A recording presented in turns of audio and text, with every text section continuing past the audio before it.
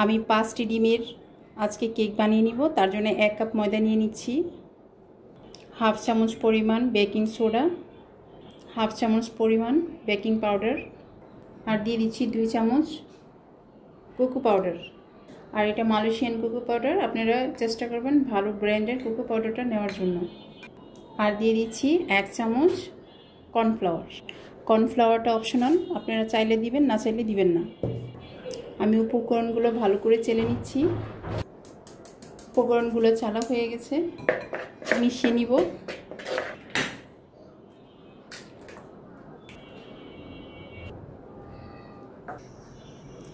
আমি এখন এই ডিমগুলো আর চিনিগুলো একসাথে বিট করে নিব।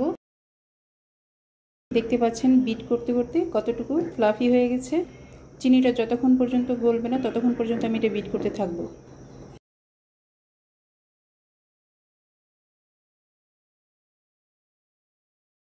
ডিমের ফোমটা ঠিক এইরকম হয়েছে। এখন আমি চকলেট ইমালশন দিয়ে দিব।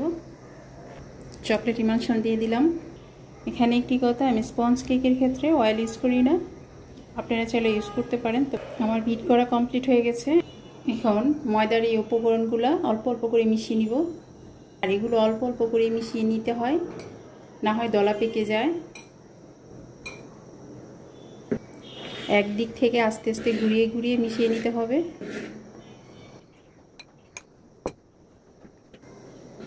আজকে আমি 5টি ডিম দিয়ে এই চকলেট কেকটা বানিয়ে নিচ্ছি। সবগুলো উপকরণ দিয়ে আমি আবার মিশিয়ে নিচ্ছি।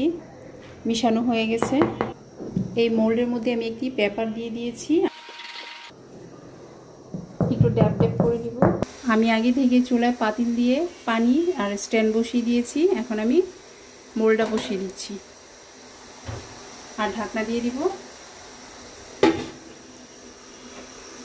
স্পঞ্জ কেক হতে বেশি সময় লাগে না, তাই আমি 20 মিনিটের মতো ওয়েট করব। তবে 20 মিনিটের আগেই হয়ে যায়।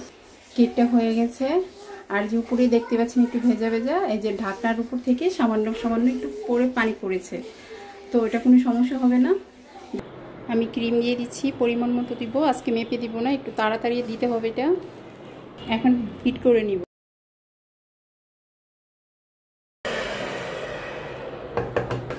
এখন আমি এর মধ্যে থেকে অর্ধেকটা ক্রিম উঠিয়ে রাখবো।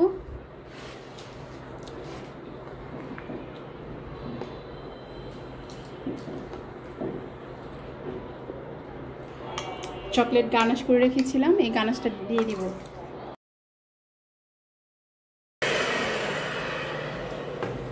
কেকটা ঠান্ডা হয়ে গেছে, এখন মোল্ডে নিয়ে নিচ্ছি।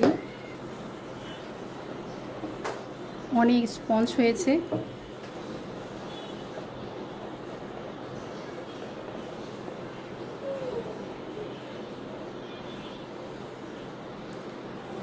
দেখিয়ে দিচ্ছি কেকটা কত স্পঞ্জি হয়েছে। এভাবে করলাম, তারপরও ভাঙে না। মোল্ডে ক্রিম লাগিয়ে নিচ্ছি। এখন আমি সুগার সিরাপ দিয়ে দিব।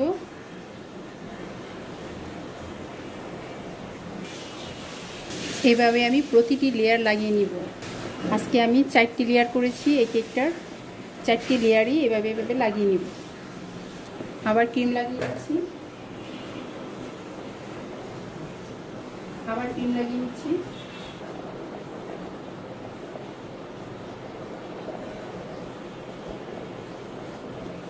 আমার আরেকটি লেয়ার লাগানো হয়ে গেছে, এখন লাস্টের লেয়ারটা লাগিয়ে নিব।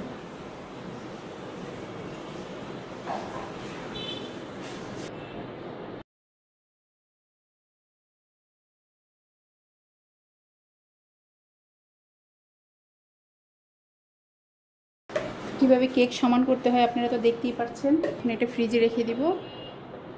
ফ্রিজ থেকে বের করে নিয়ে এসেছি।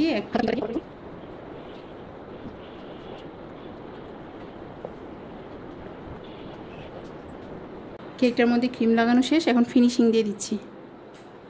এখন এটা আমি আবার ফ্রিজে রেখে দিব ক্রিমটা বসার জন্য। 5 মিনিট পর নিয়ে আসলাম। এখন আমি একটু সাইডে ডিজাইন করে দিব। আর এই কেকটার মধ্যে কোনো বেশি একটা ডিজাইন হবে না।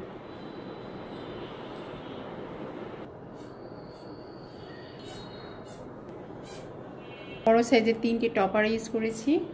এখন ছোট ছোট টপারগুলো ব্যবহার করব। আমি চকলেট টপারগুলো আগে বানিয়ে রেখেছিলাম। আমি এখানে কোনো কিছু লিখব না। এখন আমি আরও কিছু টপার বসিয়ে দিব, একটি একটি করে বসিয়ে দিচ্ছি।